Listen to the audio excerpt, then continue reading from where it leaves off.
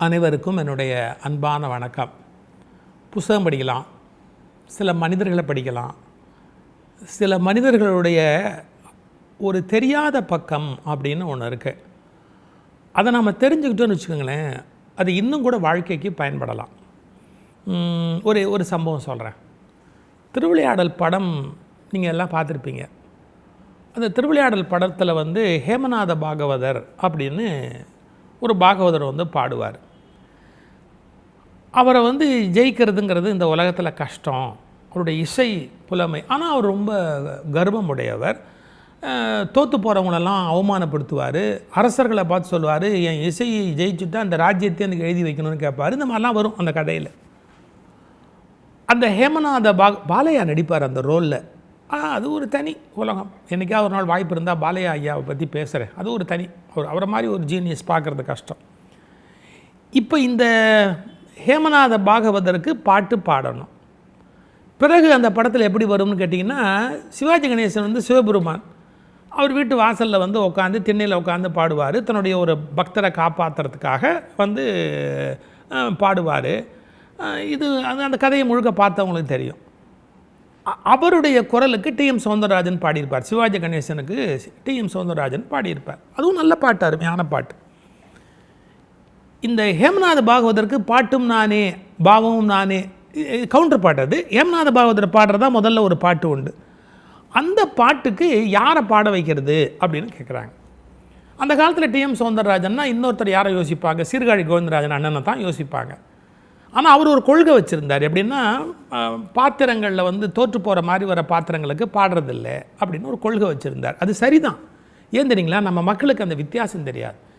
இது அந்த பாத்திரம் கதை வருது, அதுக்காக அவங்க பெருந்தன்மையாக பாடுறாங்கலாம் புரிஞ்சுக்க தெரியாது. பட்டிமண்டபத்திலே கூட சார் சில பேர் தோற்று போகக்கூடிய அணியில் நின்று பேசுவாங்க. எனக்கு தெரியும் அந்த கட்சி ஜெயிக்கிறதுக்கு வாய்ப்பே இல்லை. ஆனால் அவங்க பேசுவாங்க, அவங்க பெருந்தன்மையானவங்க. ஏன்னா அந்த பட்டிமண்டபத்தை மக்களுக்கு கொண்டு போகிற போது நாம் ஒரு ரோல் ப்ளே பண்ணி மக்களுக்கு அந்த உண்மையை புரிய வைக்கணும் அப்படின்ற ஒரு மெக்னானிமிட்டியோட சில பேர் வருவாங்க. சில பேர் வரமாட்டாங்க. ஏன்னா அப்படி பேசிட்டா என்ன ஆகிடுன்னா, அந்த பேச்சாளரே குறைவான திறமை இல்லாதவர்னு சில பேர் தப்பாக முடிவு பண்ணிடுவாங்க. இதெல்லாம் அந்த அந்த அந்த விவஸ்தை மக்களுக்கு இருக்கணும், அது ரசிகர்களுக்கு இருக்கணும். விடுங்க. இப்போது இந்த இடத்துல யாரை பாடகராக போடுறதுன்னு யோசிக்கிறாங்க. அண்ணன் சீர்காழி பாட மாட்டார், அவர் கொள்கை வச்சுருக்கார், அதனால் பாட மாட்டார். யாரை போட்டால் சரியாக வரும் அப்படின்னு கர்நாடக இசை உலகத்தில் ஒரு பெரிய ஜாம்பவான் பாலமுரளி கிருஷ்ணா, அவரை போய் கேட்கலான்னு ஏபி நாகராஜனும் கேவி மகாதேவனும் முடிவு பண்ணிவிட்டு போய் கேட்க போகிறாங்க. இது அவர் ஏதாவது அஃபண்ட் ஆகிடுவாரோ, கோவப்படுவாரோ, திட்டுவாரோ அப்படிலாம் தயங்குறாங்க எல்லாம்.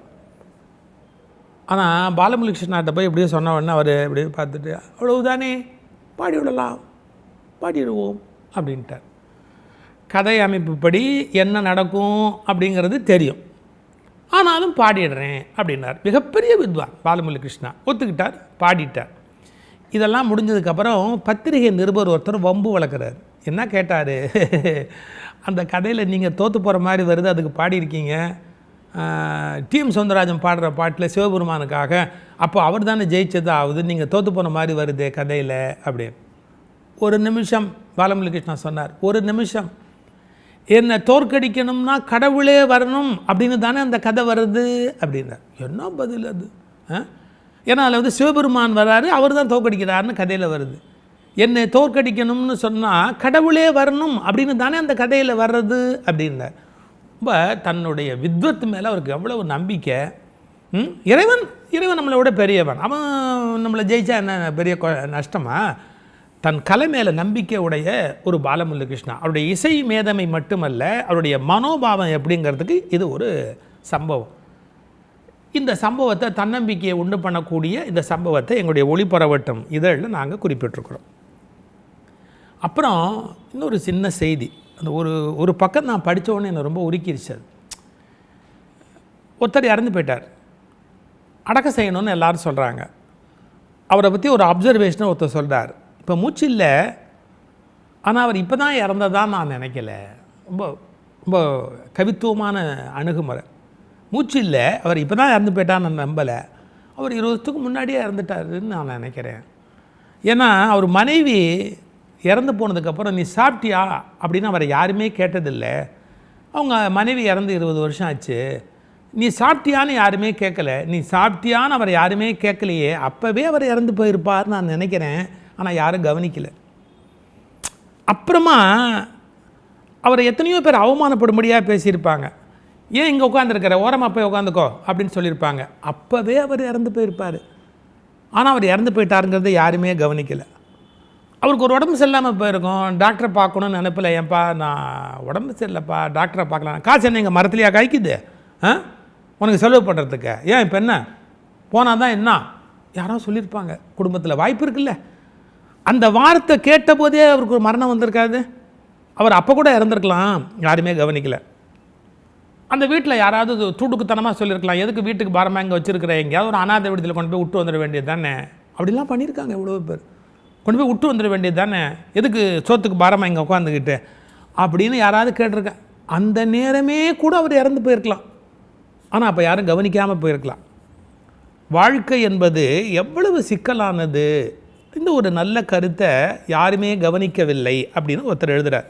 பல பேர் இறந்து விடுகிறார்கள், புதைப்பதற்குத்தான் காலம் தாமதமாகிறது. இது பெர்னாட் ஷாவுடைய வார்த்தை. அது அந்த வார்த்தையை டெவலப் பண்ணி ஒருத்தர் எழுதுகிறார். இது ஒரு செய்தி, அதையும் நாங்கள் ஒளிபரப்பட்டும் பத்திரிகையில் பதிவு பண்ணியிருக்கோம். இன்னொரு கோணம் பாருங்கள், எப்படியெல்லாம் கலாச்சார வீழ்ச்சி ஏற்படுது, இதெல்லாம் இந்தியர்கள் இப்போ சிந்திக்கணும். ஒரு வீட்டில் சார் சமையல் நடந்து சாப்பாடு போடுறதுன்னு ஒரு பழக்கம் இருந்தது.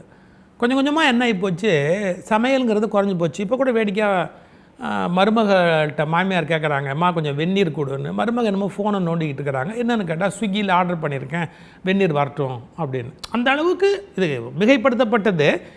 ஆனால் அந்த அளவுக்கு என்ன ஆகிப்போச்சு, வேலை செய்ய வேண்டாம், சமைக்க வேண்டாம், நாம் ஏன் பண்ணணும் அப்படிங்கிற மனோபாவம் வளர்ந்து போச்சு. இப்போ 2 பேருமே வேலைக்கு போகிறோம், வேலையை பங்கிட்டுக்கலாம், சமையல் வேலையன்னு நினைக்கிறது தப்பு கிடையாது. ஏன் வேலை செய்யணும், அந்த நேரத்தை வேறு மாதிரி பொழுதுபோக்கலாமேன்னு நினைக்கக்கூடிய மனோபாவம் கூட வளர்ந்து போச்சு. இதில் என்ன தப்பு நடந்தது, என்ன ஆராய்ச்சியில் சொல்கிறாங்க, சமையலறையை எப்போ இந்த மாதிரி தனியார் கம்பெனிகளுக்கு தாரவாத்தாங்களோ அப்போவே குடும்பங்கிறதுல ஒரு 25-30% சச்சாக் அப்படின்னு வெட்டப்பட்டு காலி ஆயிடுச்சு. குடும்பங்கிறதுல ஒரு பெரிய பகுதி சமையல் அப்படிங்கிறது, அது அப்படியே முடிஞ்சு போச்சு. அதுக்கப்புறம் 2வது என்ன, குழந்தைங்களை பார்க்கணும், சைல்டு கேர் அப்படிங்கிறது ஒரு பெரிய விஷயம், குடும்பத்தில் மிகப்பெரிய விஷயம் அது. அதே மாதிரி குடும்பத்தில் வயசானவங்க இருப்பாங்க, முதியோர்களை பராமரிப்பது.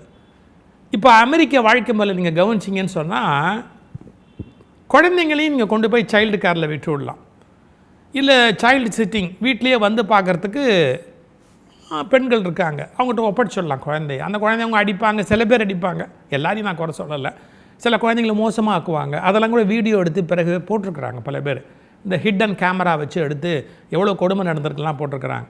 எனிஹோ, குழந்தைய வந்து அப்பா அம்மா காப்பாற்ற முடியாது, யார்ட்டையோ விட்டுட்டு போகணும். அதில் ஏற்படக்கூடியது குடும்பங்கிறதுல ஒரு பங்கு சமையல் சாப்பாடுன்னு இருந்ததா, அது வெட்டுப்பட்டது. இன்னொன்று சைல்டு கேர் அப்படின்னு ஒன்று இருந்தது, அது காசுக்கு வாடகைக்கு போயிடுச்சு. ஒன்று சைல்டு கேரில் கொண்டு போய் விட வேண்டியிருக்கு, இல்லைன்னு சொன்னால் வீட்டுக்கே ஒரு ஆளை கொண்டாந்து சைல்டு கேர் நீ பார்த்துக்கோ அப்படின்னு விட்டுற வேண்டியது. அடுத்தது முதியோர்களை கவனிக்கிறது, வீட்டில் வயசானவங்களை கவனிக்கிறது. அது இப்போ எப்படி ஆகி போச்சுன்னா, முதியோர் இல்லங்கள் வந்துடுச்சு. இவங்களையே கொத்தா தூக்கிட்டு போய் அங்கே உயிரோடு இருக்க வரைக்கும் அங்கேயே இரு அப்படின்னு கொண்டு போய் விடக்கூடிய ஒரு கலாச்சாரம் உருவாகி போச்சு. அப்புறம் குடும்பங்கிறது என்ன, படுத்து எந்திரிக்கிற இடமா? அப்போ ஹோட்டல் லாட்ஜு இதுக்கும் வீட்டுக்கும் என்ன வித்தியாசம் இருக்குது? அதாவது சமையல் அறையை மூடியாச்சு, குழந்தை வளர்ப்பை வேற ஆள்கிட்ட வாடகைக்கு அவுட் சோர்சிங் விட்டாச்சு, முதியவர்களையும் வந்து கவர்மெண்ட் பொறுப்பில் கொண்டு போய் விட்டாச்சு, கவர்மெண்ட்டே எல்லாத்தையும் கேர் பண்ணிக்க வேண்டியதான் வயசானவங்கள அப்படின்னு கொண்டு போய் விட்டாச்சு. அப்போது ஒரு கணவன் மனைவி மட்டும் வீட்டில் இருந்து பிறந்து படுத்து எழுச்சி போகிறதுக்கு ஒரு இடம் வேணும் அப்படின்னு சொன்னால் அது எப்படி குடும்பமாக இருக்கும், அது எப்படி வீடாக இருக்கும்? இதனால தான் நிறைய விவாகரத்துகள், நிறைய சண்டைகள், வன்முறையான குழந்தைகள், இன்னும் சொல்ல முடியாதது பலவிதமான சீரழிவுக்கு குடும்ப கலாச்சாரம் வீணாக போச்சு அப்படின்னு ஒரு புள்ளி விவரத்தை அமெரிக்காவில் ஆராய்ந்து கண்டுபிடிச்சிருக்கிறாங்க. சைல்டு கேருக்கு போகிறதால குழந்தைங்களுக்கு நோய் வருது அப்படின்னு கண்டுபிடிச்சிருக்கிறாங்க. அப்புறம் மன அமைதி பாதிக்கப்படுது, சமையலை நிறுத்திட்டு அவுட் சோர்சிங் வெளியிலேருந்து சாப்பிட்றதால உடம்பு ஊதி போகிறது, ஜங்க் ஃபுட்ஸு சாப்பிட்டு உடம்பு வீணாக போகுது அப்படிலாம் இப்போ கண்டுபிடிச்சிருக்கிறாங்க.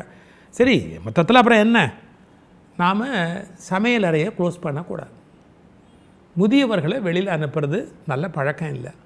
குழந்தைங்களுடைய கவனிக்க வேண்டிய பொறுப்பை நாம் அப்போ ஆஃபீஸ் போகணாமா, சம்பாதிக்க வேணாமான்னு. ஆஃபீஸ் போகிறது சம்பாதிக்கிறது மட்டுமே ஒரு வாழ்க்கை ஆகிடுமா? வாழ்க்கைங்கிறதே அது மட்டும்தானா? அப்போ வாழ்க்கைங்கிறது அன்பு, பாசம், உறவு, மகிழ்ச்சி எல்லாத்தையும் தொலைச்சிவிட்டு அப்போ எல்லோரும் ஆஃபீஸ்லேயே ஒரு ரூம் எடுத்து தங்கிக்க வேண்டியது என்ன? என்னத்துக்கு அனாவசியமாக? எனக்கு ஒரு தீர்க்கமாக சொல்ல தெரியல, சொல்ல முடியல, வாய் வரல, சொல்ல முடியல. அதான் உண்மை. சேர்ந்து உணவு இருந்துறது குடும்பத்தில் இருக்கும்.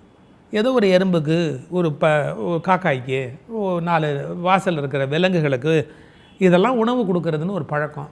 வீட்டில் தாத்தா பாட்டியோடு சேர்ந்து சாப்பிட்றது, குழந்தைங்களுக்கு ஊட்டி மகிழ்வது, நான் இந்த டிஷ் பண்ணியிருக்கேன் பாரு, நான் இதை பண்ணியிருக்கேன் பாரு அப்படின்னு பாசமாக வீட்டிலே, இந்த மாதிரியான விஷயங்கள்லாம் நம்ம யோசிக்க வேண்டிய விஷயங்கள். இது வாழ்ந்து போய் அமெரிக்க வாழ்க்கை முறை மெல்ல உலகம் முழுக்க இன்றைக்கி வந்துக்கிட்டு இருக்குது. இதை யோசிக்க வைக்கிறதுக்கு ஒரு கட்டுரை இருக்குது. அதில் இன்னொரு கட்டுரை, அது ஒரு புத்தகத்துலேருந்து அப்படியே எடுத்து போட்டிருக்கிறோம். சரித்திரம் பேசுகிறதுன்னு புஸ்தகம். ஜீவ பாரதி அப்படின்னு ஒரு பெரிய அன்பர் எழுதியிருக்கிறாரு. அதில் அண்ணல் அம்பேத்கருடைய வாழ்க்கை. சார் படிச்சுட்டார் சார், வெளிநாடு போய் படிச்சுட்டார் சார், நல்ல அறிவாளி சார். அவருக்கு அரண்மனையில் வேலை கிடக்குது சார். அரண்மனையில் அவருக்கு அவ்வளோ மரியாதை. அரசர் அவருடைய அறிவை கண்டு வியந்து அவருக்கு அந்த வேலையை கொடுத்துருக்குறார் சார். ஆனாலும் என்ன கண்டுபிடிச்சிட்டாங்க, அவருடைய வகுப்பு, அவர் பிறந்த வகுப்பு தாழ்த்தப்பட்ட ஒடுக்கப்பட்ட வகுப்புங்கிறத 2 பேர் கண்டுபிடிச்சிட்டாங்க. தங்கிறதுக்கு இடம் கொடுக்க மாட்டேங்கிறாங்க. அவருக்கு எங்கேயுமே தங்கிறதுக்கு விடுதி கிடைக்கல. ஒருத்தர் பரவாயில்ல, நீ சொல்லாத வெளியில், யாராவது கேட்டால் உன்னை மேல் ஜாதின்னு சொல்லிக்க அப்படின்னு ஒரே ஒருத்தர் இடம் கொடுத்துருக்கிறார். அந்த இடத்துக்கு போய் மிரட்டுறாங்க. நாளைக்கு காலம்பரக்குள்ளே இந்த இடத்த விட்டு அவர் போகலேன்னு சொன்னால் அவன் விடுதி இருக்காது, உடச்சி நொறுக்கிடுவோம் அப்படின்னு. இந்த நாட்டில் எவ்வளவு பெரிய ஒடுக்குமுறைகளெல்லாம் இருந்ததுங்கிறத டோட்டலாக மறைச்சுடலாம்னு நினைக்கிறாங்க. மிகப்பெரிய ஒடுக்குமுறைகள் இருந்தது. அதாவது அறிவு, திறமை இதெல்லாம் இருந்தால் கூட ஜாதி அடிப்படையில் ஒருத்தரை ஒடுக்கி வைக்கிறது அப்படிங்கிற ஒரு தவறான பழக்கம் இந்த தேசத்தில் இருந்தது.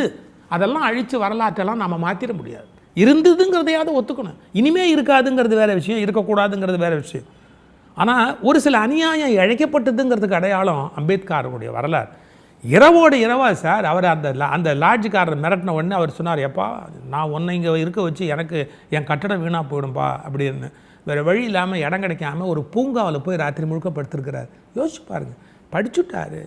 அரண்மனையில் வேலை கிடைச்சா கூட பிறவியினால் இந்த கொடுமை இந்தியாவிலேருந்து என்றைக்கு முழுக்க மறையும் யோசிக்க வேண்டிய விஷயம். இந்த கட்டுரையும் பூங்காவில் தூங்கிய மேதை அப்படிங்கிற கட்டுரையும் அதில் இருக்குது. இன்னும் நிறைய தகவல்கள் இருக்குது. இந்த டிஸ்கிரிப்ஷன் பாக்ஸ் போங்க, ஒளிபரப்பட்டும் பத்திரிகையினுடைய இது இருக்குது. அதை நீங்கள் ஒரு சொடுக்குனீங்கன்னா படிக்கலாம், சிந்திக்கலாம், கேட்கலாம். வணக்கம்.